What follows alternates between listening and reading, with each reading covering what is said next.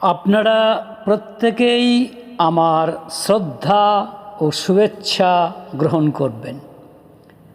আজকের আলোচ্য বিষয় যে গল্প শুনে কি ব্যাধিকে ভোলা যায়, বা বলা ভালো গল্প শুনে এবং তদনুপাতিক করে ব্যাধির যন্ত্রণা বোধকে কি কিছুটা কমানো যায়। আমার কথা শুনলে হয়তো মনে হতে পারে হেঁয়ালির মতো, কিন্তু তবু মনে হয় এই হেঁয়ালির একটা ছন্দ আছে। বিশেষ করে সম্প্রতি এই যে করোনা আক্রমণ, তাতে করে দেখি নার্সিংহোমে, হাসপাতালে বেডের পর বেড মানুষ শুয়ে আছে। তো তাদের মধ্যে কে আছে? মানুষের দেহটা আছে, কিন্তু দেহের সঙ্গে একটি জিনিস আছে, সেটি হচ্ছে মন। সেই মনকে ব্যবহার করে ব্যাধির যন্ত্রণা কিছুটা কিন্তু কমানো যায়। এবং আমি যে ঘটনাগুলি আপনাদের বলবো, এটিকে গল্প নাম দিয়েছি বটে, কিন্তু আদৌ গল্প নয়, এগুলি সত্য ঘটনা। মহাপুরুষ অবতার পুরুষের জীবনে ঘটে যাওয়া সত্য ঘটনা। উইথ রেফারেন্স আমি আপনাদের ব্যাপারগুলি বলবো, কিন্তু শুনে মনে হবে যেন গল্প, সেই জন্যই গল্প কথাটি ব্যবহার করেছি। প্রথমেই আমার আলোচ্য বিষয়বস্তুকে সংক্ষিপ্ত আকারে আপনাদের বলে নিতে চাই। আমি যে জিনিসটি বলতে চাইছি, যে মনকে ব্যবহার করে ব্যাধির গভীরতার বা ব্যাধির যন্ত্রণাকে খানিকটা কমানো যায়। তার মূল উপজীব্য বিষয় বলতে পারেন যে রামপ্রসাদের একটি গানেই আছে। গানটি অনেক বড়। তার প্রথম লাইনটি অনেকটা এরকম: রোগ জানে আর শরীর জানে, মন তুমি আনন্দে থাকো। রোগ জানে আর শরীর জানে, মন তুমি আনন্দে থাকো। অর্থাৎ রামপ্রসাদ বলতে চাইছেন, একজন ভক্ত মানুষ বলছেন, রোগের সঙ্গে শরীরের সম্পর্ক, মনের কি সম্পর্ক?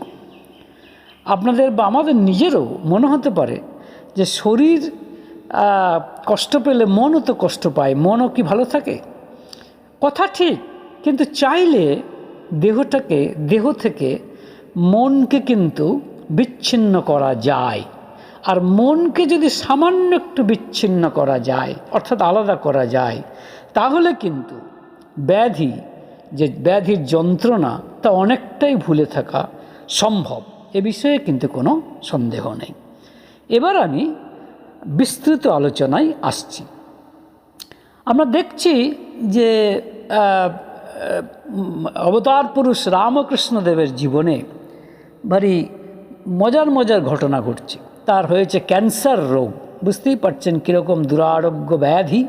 আর তখনকার দিনে তো আরও অনেক বেশি দুরারোগ্য ব্যাধি ছিল, এবং তার মধ্যেই তার গলায় এত কষ্ট। কিন্তু দেখা যাচ্ছে যে আমি যেদিনের কথা বলছি, 24শে সেপ্টেম্বর 1885 সাল, সেদিন ওই আমাদের রামকৃষ্ণদেব বলছেন, একবার ভাবি দেহটা খোল মাত্র, ভাবাবেশ হলে গলার অসুখটা এক পাশে পড়ে থাকে। এখন ওই ভাবটা একটু একটু হচ্ছে আর হাসি পাচ্ছে। এটি কথামৃতের আপনারা পাবেন 24শে সেপ্টেম্বর 1885 খ্রিস্টাব্দ। অর্থাৎ রামকৃষ্ণদেব বলতে চাইছেন, মানে ভাবাবেশ হলে, ভাব কিভাবে হয়?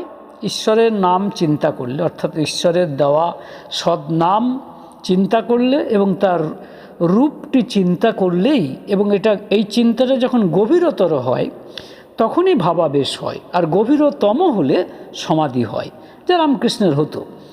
এখন কথা হচ্ছে যে তিনি বলছেন এই সময় কি বলছেন, যে ভাবাবেশ হলে গলার অসুখটা এক পাশে পড়ে থাকে।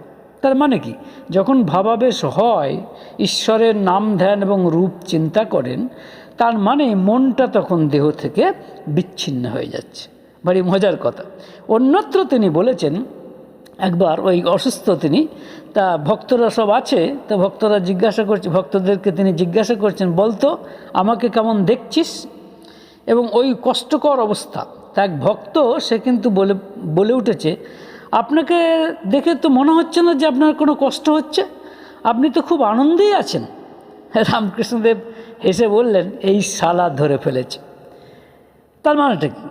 এও তো সেই একই কথা, অর্থাৎ তার এত কষ্টটা অস্বীকার করার উপায় নেই, যন্ত্রণাটা অস্বীকার করার উপায় নেই, কিন্তু সেটা কমিয়ে দেওয়া সম্ভব। এবং ডাক্তার স্বয়ং ডাক্তার মহেন্দ্রলাল সরকার তিনি পর্যন্ত স্তম্ভিত হয়ে গেছেন। এটি হচ্ছে যেদিনকার কথা, সেটি হচ্ছে আমি আপনাকে বলি যে 23 অক্টোবর 1885 খ্রিস্টাব্দ, সেদিন আমরা দেখছি ডাক্তার সরকার এসেছেন এবং তিনি বলছেন, আমি আপনার জন্য খুব চিন্তিত ছিলাম, কাল সারা রাত্রি বৃষ্টি গেছে, ভাবলাম হয়তো ঠান্ডা লেগেছে, আপনার আরও কষ্ট হবে। তো ডাক্তার সরকারের স্নেহ দেখে ঠাকুর খুব আনন্দিত হয়েছে, মানে প্রসন্ন হয়েছেন এবং বলছেন, বলো কি গো, দেহটা যতক্ষণ আছে ততক্ষণ যত্ন করতে হয়, কিন্তু দেখছি যে এটা আলাদা। নারকেলের জল সব শুকিয়ে গেলে মালা আলাদা, শ্বাস আলাদা হয়ে যায়। তখন নারকেলে টের পাওয়া যায় ঢপর ঢপর করছে, যেমন খাপ আর তরবার, খাপ আলাদা, তরবার আলাদা। তাই দেহের অসুখের জন্য তাকে বেশি বলতে পারেন, তাকে মানে ঈশ্বর, মানে মাকে বলছেন, মা ভবতারিণীর কথা। অর্থাৎ তখন কিন্তু সত্যিই কিন্তু আমাদের ডক্টর সরকার এইটা শুনে অবাক হয়ে গেছেন। তার মানে আমাদের ভিতরে, এক্ষেত্রে উনি আত্মার কথা বলছেন, কিন্তু আমি বলছি মনের কথা। মনটা কিন্তু তরবার যদি ধরি, এর সঙ্গে যদি তুলনা করি, তাহলে দরকারে কিন্তু খাপ থেকে ওই তরবারটা বার করা অসম্ভব নয়। আর একদিনের ঘটনা আপনাদের বলি, সেটা হচ্ছে, সেটাও কিন্তু আপনার ওই কথামৃতে আছে। সেটা হচ্ছে এই যে ওই তখন অসুস্থ তিনি, ডাক্তার সরকারও এসেছেন এবং গানের কথা বললেন এবং সেই গান শুরু করলেন নরেন, অর্থাৎ পরে যিনি স্বামী বিবেকানন্দ, এবং চরম সঙ্গীতের গভীরতায় ডুবে গেলেন এবং নরেন ওই গানটি গাইছিলেন, আমায় দে মা পাগল করে, আর কাজ নাই মা জ্ঞান বিচারে। এবং দেখা গেল যে রামকৃষ্ণদেব একেবারে নিথরভাবে বসেছিলেন, তিনি দাঁড়িয়েছেন এবং অন্যান্য ভক্তরাও দাঁড়িয়েছেন, এবং এমনকি রোগীরও হুঁশ নেই, ডাক্তারেরও হুঁশ নেই। অথচ ডাক্তার বিজ্ঞান পড়েছেন, কিন্তু অবাক হয়ে এই অদ্ভুত ব্যাপার দেখতে লাগলেন। যাদের ভাব হয়েছে তাদের বাহ্য চৈতন্য কিছুই নেই, সকলেই স্থির নিস্পন্দ।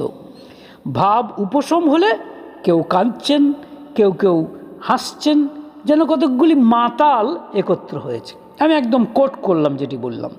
এবং তখন রামকৃষ্ণদেব বেশ কয়েক ঘন্টা পরে ডাক্তারবাবুকে জিজ্ঞাসা করছেন যে, এই যা ভাবটাপ দেখলে তোমার সায়েন্স কে বলে? তোমার এসব ঢং বোধ হয়?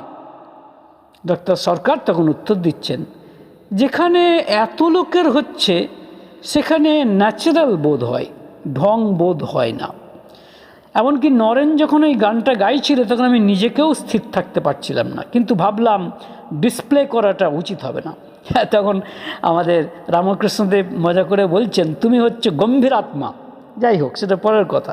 সুতরাং আমরা দেখতে পাচ্ছি যে রামকৃষ্ণদেবের ক্ষেত্রে যখন ভাব হচ্ছে, ভাব মানেই হচ্ছে, আমি আবার বললাম, ঈশ্বরের নাম জপ করা এবং তার রূপটাকে মনের আয়নায় দেখার চেষ্টা করা, এবং এটা যখন গভীরতর হচ্ছে তখন কিন্তু আর দেহবোধ থাকছে না। সুতরাং এই আমরা এটা কিন্তু দেখতে পেলাম। এবার আমরা দেখবার চেষ্টা করব যে শ্রী শ্রী ঠাকুর অনুকূলচন্দ্রের ক্ষেত্রে ঠিক একই ধরনের ঘটনা অনেক ঘটেছে। তারও ভাব সমাধি হয়েছে বহুবার, সেখানে অনেকবার অনেক শারীরিকভাবে অসুস্থতা মানে কেটে গেছে বা আঘাত পেয়েছে, কিন্তু মুহূর্তে ঠিক হয়ে গেছে। যাই হোক, সেটা পরের কথা। এবার আমি আসবো শ্রী শ্রী ঠাকুর অনুকূলচন্দ্রের কথাই এবং তাদের ভক্তদের কথাই। ঠাকুরের ক্ষেত্রে তো এটা ঘটেই ছিল, এমনকি তার অনেক ভক্তের ক্ষেত্রেও তারাও কিন্তু তাদের দেহ থেকে তাদের মনটাকে পৃথক করতে পেরেছিলেন। শ্রী প্রফুল্ল কুমার দাস মহাশয় শ্রী শ্রী ঠাকুর অনুকূলচন্দ্রের মুখনিসৃত কথা, বাণী এগুলি তিনি লিখতেন। যেমন কথামৃতে শ্রীম মহেন্দ্রগুপ্ত লিখেছেন রামকৃষ্ণদেবের কথা, সেই রকমই শ্রী শ্রী ঠাকুর অনুকূলচন্দ্রের কথা, বাণী সব লিখেছেন এই প্রফুল্ল কুমার দাস মহাশয়। তিনি তার কিন্তু একবার অ্যাকিউট অ্যাপেন্ডিসাইটিস হয়েছিল, অপারেশন করা ইমিডিয়েট প্রয়োজন। তিনি কিন্তু ডাক্তারবাবুকে বলছেন যে অপারেশন করুন, কিন্তু কোনো অ্যানাস্থেসিয়া দেবেন না, অর্থাৎ আমি সজ্ঞানে অজ্ঞান হতে চাই না। তখন ডাক্তারবাবু বলছেন যে সেটা কী করে সম্ভব, অ্যানাস্থেসিয়া না দিলে তো আপনার কাটাকাটি করলে যন্ত্রণা হবে। তখন উনি বললেন আমাকে একটু সময় দিন, এবং দেখা গেল ঘণ্টাখানেক পরে তিনি একটা আঙুল দেখালেন এবং ডাক্তারবাবু একটু কাটা শুরু করলেন। দেখা গেল যখন অপারেশন হচ্ছে তখন শ্রদ্ধেয় প্রফুল্লদা শ্রী শ্রী ঠাকুর অনুকূলচন্দ্রের মুখনিসৃত যে বাণী সৃজন প্রগতি, সেটি তিনি একেবারে মুখস্থের মতো আবৃত্তি করে যাচ্ছেন। অপারেশন শেষ, কিন্তু তিনি আবৃত্তি করে যাচ্ছেন। ডাক্তারবাবু বলছেন অপারেশন শেষ হয়ে গেছে, তখন প্রফুল্লদা কিন্তু তখন আবৃত্তি করে যাচ্ছেন। এটি কিসের ইঙ্গিত? ইঙ্গিত এই যে এই সৃজন, এবং পরবর্তী ক্ষেত্রে তিনি বলেও ছিলেন যে যখন আমি এই সৃজন প্রগতি আমি আবৃত্তি করছিলাম, তখন মনে হয়েছিল যে আমি ঠাকুরের কোলে বসে আছি। তার মানে এই যে যন্ত্রণা, ব্যথা, এইটা তিনি ভুলতে পারলেন কি করে? তার মানে সেই মুহূর্তের জন্য তিনি, বা সেই বেশ কয়েক মানে 1 ঘন্টা থেকে 1.5 ঘন্টা সময়ের জন্য তিনি দেহ থেকে মনটাকে আলাদা করতে পেরেছেন। অ্যাকচুয়ালি এর জন্য দরকার মানে মনটাকে একটুখানি ঘুরিয়ে দেওয়া, তাহলেই কিন্তু সম্ভব হয়। এবার আমি একটা ছোট্ট ঘটনা আপনাদের বলছি। সেই ঘটনাটা কিন্তু ঠাকুরের জীবনে ঘটেছিল, এবং সেই ঘটনাটি আপনাদের একটু বিস্তৃত করে বলার ইচ্ছা এই ছোট হলেও, যে ঘটনাটির মধ্যে কিন্তু ব্যাপারটা মনে হতে পারে তুচ্ছ, কিন্তু এখানে শ্রী শ্রী ঠাকুরের ভাগবত সত্তার প্রকাশ কি অনাবিলভাবে প্রতিফলিত হয়েছে, সেইটি বলার ইচ্ছা হয়েছে। এই যে শ্রী শ্রী ঠাকুরের সেদিন চরম দাঁতের যন্ত্রণা, আর আপনারা সবাই জানেন দাঁতের যন্ত্রণা কিন্তু তীব্র যন্ত্রণা। এ বিষয়ে আমার নিজেরও একটা অভিজ্ঞতা আছে। তো সেদিন দাঁতের যন্ত্রণা ভীষণ, তাই তিনি সেই ব্যথাকে ভোলার জন্য তিনি কিন্তু আহ ইত্যাদি চিৎকার চেঁচামেচি না করে সেই আওয়াজটাকে নিয়ে রকমারি ভোল ধরছেন। কারণ আমরা হলে কি করি, বা ইত্যাদিভাবে চিৎকার করি, বা যে মানুষ তার যন্ত্রণার অভিব্যক্তি বিভিন্ন আওয়াজ করেও করে থাকে। ঠাকুর কিন্তু ওই যন্ত্রণাকেই এক রকমারি ভোল ধরছেন, এবং তার সেই সব ভোল দেখে, অর্থাৎ সুর করা কথা শুনে তার চারিদিকে থাকা মানুষজনেরা, যেমন পূজনীয় সুধাংশুদা মৈত্র, মানে তার জামাতা, মায়ামাসিমা, কালিদাসীমা ইত্যাদি আরও অনেকেই আছেন, তারা সব হেসে ফেলছেন। ঠাকুর যে এদের হাসির কারণ বুঝতে পারছেন না তা নয়, কিন্তু দুঃখের মধ্যেও আনন্দ বিতরণ করা তার যে বিশেষ বৈশিষ্ট্য। দাঁতের যন্ত্রণা তিনি যথেষ্টই পাচ্ছেন, কিন্তু মনকে তাতে প্রভাবিত হতে তো তিনি দিচ্ছেনই না, বরং এই অবস্থাতেও মন এমন কিছু ভাবছে যা আমাদের মতো মানুষের পক্ষে খুবই শিক্ষণীয়। কারণ শ্রী শ্রী ঠাকুরের একটি অন্যতম বৈশিষ্ট্য এই যে তিনি মনে যা ভাবেন তা কিন্তু গোপন রাখেন না, অকাতরে তা বিলিয়ে দেন আমাদের কাছে। তো যাই হোক, তিনি এই মুহূর্তে যা ভাবছেন সেটা তিনি গল্পচ্ছলে বলছেন ছেলেবেলায় মাসিমা যখন হরিদাসকে মারত, হরিদাস কাঁদত না কেঁদে এটা সেটা ভোল ধরত। আমি একদিন জিজ্ঞাসা করলাম, তুই ওই সব ভোল ধরিস কেন? ও বলল, পাগল, তুই বুঝিস না, মারের সময় কাঁদলে ব্যথা বেশি লাগে, আর কোনো ভুল ধরলে অন্যমনস্ক হওয়ার ফলে ব্যথার দিকে এতটা নজর যায় না, তাই ব্যথাটাও লাগে কম।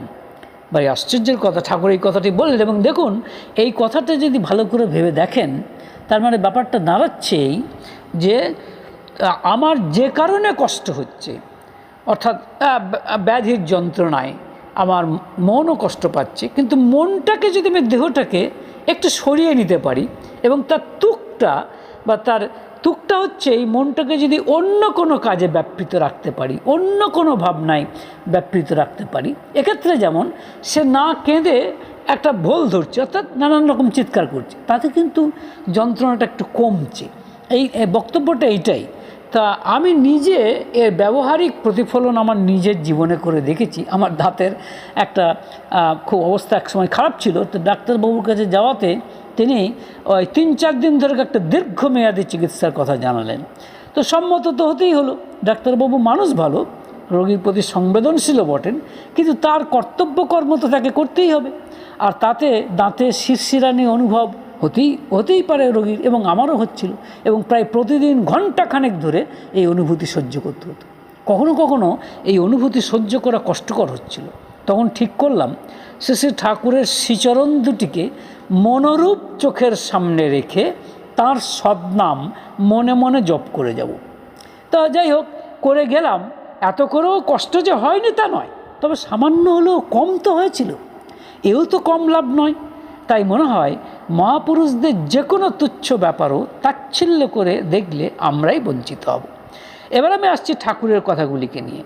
মানে এক্ষেত্রে আমার কি হলো, যে দাঁতের চিকিৎসার ব্যাপারে কষ্টের সময় আমার একটা বাস্তব লাভ হয়েছে ঠিকই, কিন্তু তা যদি কেবল নিজের লাভ হয়, অর্থাৎ আত্মস্বার্থের ব্যাপার হয়, তবে কিন্তু তা সম্পূর্ণ হয় না। কারণ হরিদাস নামে মাস্তুত ভাইটির কথা যেটি ঠাকুর বলছেন যে এটা সেটা ভুল ধরছে, তার ব্যথা কমে বটে, কিন্তু সার্বিক লাভ তাতে হয় না যদি সেই ভুলের সাথে আধ্যাত্মিক ভাব মিশিয়ে দেওয়া হয়, তবে তা হয় সর্বাত্মক এবং সার্বিক। আর এই দিকটি ঠাকুরের চোখ এড়িয়ে যাবে বা তা তিনি মানুষকে বুঝিয়ে দেবেন না, তা তো হতে পারে না। তার দেহটি মানুষের ঠিকই, কিন্তু আসলে তো ভাগবত তনু, মনটি মানুষের মতো ভাবে ঠিকই, কিন্তু স্বরূপত তা ভাগবত মন। আর সর্বোপরি আধ্যাত্মিকতা পরিবেশন করতেই তো তার এই লোকে অবতরণ। তাই তার কথায় ভাগবত সত্তার ছোঁয়া থাকবে না, তা হতে পারে নাকি? তো শেষে ঠাকুরের চারদিকের মানুষজন যখন তার এই বিচিত্র ভঙ্গিসহ ভুল ধরা দেখে এবং এই সব দেখে মানে এত দুঃখের মধ্যেও হাসি চাপতে পারছেন। দুঃখ এই কারণে যে ঠাকুর দাঁতের ব্যথায় প্রচণ্ড কষ্ট পাচ্ছেন, কিন্তু তথাপি ঠাকুরের এই মানে আওয়াজ করে সুর ধরে কথা বলা, এইটা শুনে তারা হাসি চাপতে পারছে না। এবং এই হাসিটি যে ঠাকুরের চোখ এড়িয়ে গেছে তা নয়। যাই হোক, এবার ঠাকুর রহস্য করে একটি কথা বলছেন। বলা যায় এটা একটি বাণী এবং অপূর্ব সুন্দর বাণী। বাণীটি বলছেন এই যে, ভোলের মধ্যে থাকলে ভাব, তবেই কিন্তু তোমার লাভ। ভাববিহীন ভোল যেন ছাউনি ছাড়া ঢোল। বলে চমৎকার কথা, আশ্চর্য কথা বললেন। অর্থাৎ ভোল আমি ধরছি ঠিকই, কিন্তু তার মধ্যে ভাব থাকতে হবে, অর্থাৎ ঈশ্বরীয় ভাব। অবতার পুরুষ শ্রী রামকৃষ্ণদেব সম্পর্কেও একই কথা লোকে বলতো। তিনি কখনো নাচছেন, কাঁদছেন, মানুষের সঙ্গে মস্করা করছেন, শিশুর মতো আচরণ করছেন, এমনকি হয়তো গালাগালি করছেন, কিন্তু সব কিছুতেই ঈশ্বর ছাড়া কথা নেই, সব কিছুতেই ঈশ্বরকে মিশিয়ে দিচ্ছেন। ঠিক একই চিত্রের পুনরাবৃত্তি আমরা দেখছি এখানে শ্রী ঠাকুর অনুকূলচন্দ্রের ক্ষেত্রেও। কারণ তিনি এই দাঁতের ব্যথায় কষ্ট পাচ্ছেন, কোনো সন্দেহ নেই, এবং তিনি এই ভুল ধরেছেন যাতে প্রত্যেকেই হাসছেন, কিন্তু তথাপি এই ভুলের মধ্যেও কিন্তু বিচিত্রভাবে আধ্যাত্মিকতা মেশানো আছে। কারণ তিনি কি বলছেন, যে ভুলের মধ্যে থাকলে ভাব মানে কি ভাব? ঈশ্বরীয় ভাব, তবেই কিন্তু তোমার লাভ। ভাববিহীন ভোল যেন ছাউনি ছাড়া ঢোল। অর্থাৎ ঈশ্বরীয় ভাব ছাড়া যদি কোনো মানে যে ভাব করা যায়, তাতে হয়তো সামান্য লাভ হতে পারে ফিজিক্যাল, যেমন এই হরিদাস দ্বার হয়েছিল, কিন্তু তাতে সার্বিক উন্নতি হবে না। অর্থাৎ আত্মোন্নয়ন কিন্তু হবে না। ঠাকুর এই ব্যথার মধ্যে ঈশ্বরকে চিন্তা করছেন, এবং সেই জন্যই কথাটা বলছি। দেখুন, আবার বলছি, দাঁতের ব্যথা অসহ্য, সেটাকে কি করে সহ্যের সীমানায় আনা যায় তার তুক হিসেবে রকমারি ভোলধারার হদিশ দিচ্ছেন। কিন্তু এখানেই শেষ নয়, শেষ কিন্তু সেই ঈশ্বরত্বে। কারণ হাসির আনন্দে আনন্দিত মানুষজনদের যেন হুঁশিয়ারি দিয়ে ঠাকুর বলছেন, তুক তো শিখলে, কিন্তু তাতে ভাব মেশাতে হবে। তো ভোলের সাথে ভাব, অর্থাৎ সেই ইষ্টকে না মেশালে সব ফক্কা। তার সঙ্গে ছাউনি ছাড়া ঢোলের তুলনা করে বলছেন যে ঢোলের মূল সার্থকতা বাজনার আওয়াজে, আর ঢোলের ছাউনিই যদি না থাকে তবে সে তো বাজবেই না। আর বলতে গেলে তার ঢোল জন্ম একেবারে বৃথা হয়। তেমনি মানুষের প্রতিটি ভাবনায়, কাজে, চলনায় ইষ্টকে নিয়ে না চললে, ইষ্ট স্বার্থ প্রতিষ্ঠার কথা না ভাবলে সব কিছু কিন্তু ব্যর্থতায় পর্যবসিত হয়। যাই হোক, বক্তব্য আমার এই যে অত্যন্ত তুচ্ছ দৈনন্দিন জীবনের এক টুকরো ঘটনায় এই যে ঈশ্বরকে মনে করিয়ে দেওয়া, এটা কি কিছু কম পাও না? এও তার ভাগবত সত্তার কি কিছু কম প্রকাশ? আসলে আমাদের তো প্রবৃত্তি অভিভূতি লেগেই আছে। শেষ পর্যন্ত কিন্তু আমরা দেখব আমাদের যে রোগ ব্যাধি হচ্ছে, তা এমনকি করোনাও, তাও কিন্তু শেষ পর্যন্ত ওই ঠাকুরের বাণীটির জন্যই। ঠাকুর যে বাণীটি দিয়েছেন আপনারা জানেন, যে মনটা দুষ্ট হলেই জানিস রোগের আথাল হয়, ওইটাকে তুই এড়িয়ে চলিস করবি ব্যাধি জয়। সুতরাং সব কিছু কিন্তু মন নিয়ে কারবার। মনটা দুষ্ট হলে কিন্তু রোগের আথাল হয়। সুতরাং এই মনটাকে যদি কোনোভাবে সামান্য একটুখানি তার মোড় ফিরিয়ে দেওয়া যায়, তাহলে কিন্তু অসম্ভব সম্ভব হয়। কারণ আমাদের যে সদ্নাম শ্রী ঠাকুর অনুকূলচন্দ্র দিয়েছেন, সেই নাম সম্পর্কে প্রার্থনা মন্ত্রে একটি কথা আছে। ওই নামটি আমি বলছি না, শুধু কথাটি এরকম, নাম যোগাও এ সইতরে কল কলেশ সব নাশ, সুখ পাও এ সব দুঃখ হরে। আবার বলছি, নাম যোগাও এ সইতরে কল কলেশ সব নাশ, সুখ পাও এ সব দুঃখ হরে। অর্থাৎ এই নাম যে গ্রহণ করেছে এবং এই নাম যে গাইছে, অর্থাৎ এই নাম যে জপ করছে, অফকোর্স ওই নামের যে মূর্ত প্রতীক, তার ছবিটাকে মনের আয়নায় যে দেখছে, তার করলে দেহের সমস্ত ক্লেশ, অর্থাৎ দেহের সমস্ত কষ্ট দুঃখ, কষ্ট নাশ হয়ে যায়, অর্থাৎ যন্ত্রণা নাশ হয়ে যায়, সুখ পাওয়া যায়, সমস্ত দুঃখ দূর হয়। কথাটি শুনতে হয়তো অনেকের কাছে মনে হতে পারে যে যতটা কথাটা বলা হচ্ছে বাস্তবে কি ততটাই সত্য? নিঃসন্দেহে সত্য, কিন্তু মুশকিল হচ্ছে এই যে আমরা তো সেইভাবে করতে পারি না নামটাকে, এবং নামীকে সেইভাবে আমাদের মনে স্থান দিতে পারি না বলেই আমাদের ক্ষেত্রে আমরা রেজাল্ট, অর্থাৎ আমরা তার প্রতিক্রিয়াটাও সেভাবে পাই না।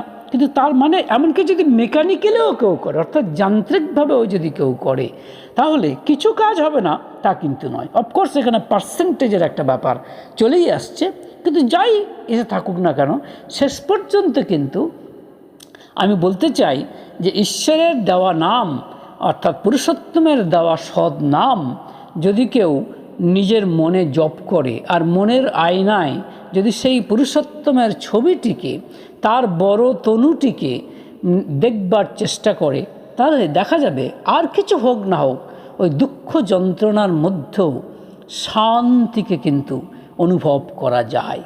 অর্থাৎ আমার বক্তব্যের আমি উপসংহার পর্বে চলে এসেছি। উপসংহার পর্বে আমি এই কথাটাই আপনাদের বলতে চাই যে ব্যাধির যন্ত্রণা, জরা ব্যাধির মৃত্যু, এর হাত থেকে আমাদের রেহাই কিন্তু নেই, এ বিষয়ে সন্দেহ নেই। কিন্তু এই ব্যাধির যন্ত্রণাকে কিছুটা যে কমানো সম্ভব, এ বিষয়ে কিন্তু কোনো সন্দেহ নেই। যদি যে কথাগুলো আমি বললাম বলে ভুল হবে, বলা যায় মহাপুরুষ অবতার পুরুষদের ক্ষেত্রে ঘটেছে, যা শুনলে গল্প মনে হবে, কিন্তু গল্প নয়, একেবারে সত্য ঘটনা। কারণ উইথ রেফারেন্স, এই যে আমি বললাম ঠাকুরের দাঁতের ব্যথাটা, এটা ঠাকুরের যে কনভারসেশনাল বই আলোচনা প্রসঙ্গে, সেই আলোচনা প্রসঙ্গে আপনারা পেয়ে যাবেন, একেবারে ডিটো কথাগুলি পেয়ে যাবেন। তো স্বাভাবিকভাবেই তাদের কথাকে যদি আমরা মেনে চলি এবং সেই মতো আমরা কাজ করি। অর্থাৎ সোজা কথায় বাস্তবে যদি সেটাকে আমি বাস্তবায়িত করি, তাহলে কিছুটা যন্ত্রণা যে কমবেই, এ বিষয়ে কিন্তু কোনো সন্দেহ নেই। তবে এটা ভাবার কোনো কারণ নেই যে এইটা করেই আমি ব্যাধিকে জয় করে ফেলব। জয় করা যায়, থিওরিটিক্যালি ট্রু, অর্থাৎ তাত্ত্বিক দিক থেকে এ বিষয়ে কোনো সন্দেহ নয়। কিন্তু কারণ ঠাকুরকে জিজ্ঞাসা করা হয়েছিল যে নাম করলে তো কোনো রোগ হওয়া উচিত নয়। ঠাকুর উত্তর দিয়েছিলেন, হ্যাঁ তা তো ঠিকই, কিন্তু সেরকম নাম করতে পারে কজন? সেরকম নাম যদি করা যায়, শরীরের মধ্যে এরকম হিট হয় যে সেই হিটে কোনো জার্মস থাকতেই পারবে না। তো সেটা স্বতন্ত্র কথা, আমাদের পক্ষে সেটা হয়তো সম্ভব নয়। আমরা স্বাভাবিক সাধারণ মানুষ, আমরা তো আর ভগবান হতে পারিনি। ভগবান তো দূরের কথা, সাধারণত সামান্য সাধকও হতে পারিনি। না হই, কিন্তু তবু এই ফলিত আধ্যাত্মিকতা, যেটাকে অ্যাপ্লাইড স্পিরিচুয়ালিজম বলা যায়, সেটাকে আমরা গ্রহণ করব না কেন? এটাকে গ্রহণ করে যদি বলা যায় খানিকটা ওষুধ ছাড়াই যন্ত্রণার বোধটাকে সামান্য একটু কমানো যায়, তারও কি লাভ কিছু নেই? আপনারা ভেবে দেখবেন, মনের মধ্যে মনন করবেন, স্মরণ করবেন। ভালো থাকবেন।